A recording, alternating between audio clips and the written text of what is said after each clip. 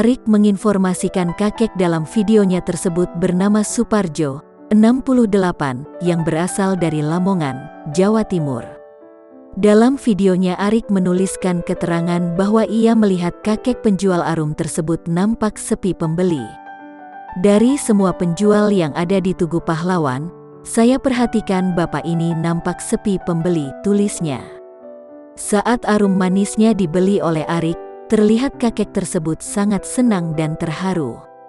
Terlihat dalam video tersebut saat sang kakek akan memberikan uang kembalian, Arik pun menolak dan justru menambah uang untuk kakek tersebut.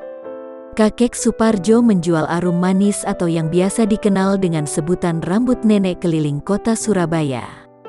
Dalam video tersebut sang kakek juga bercerita bahwa hampir setiap 2 hari sekali dirinya pulang dan pergi dari Surabaya ke Lamongan ataupun sebaliknya. Bahkan sang kakek mengaku terkadang ia harus tidur di masjid jika terlalu malam untuk pulang ke rumahnya di Lamongan. Jika dagangan arum manisnya sudah habis, kakek Suparjo baru bisa pulang ke Lamongan.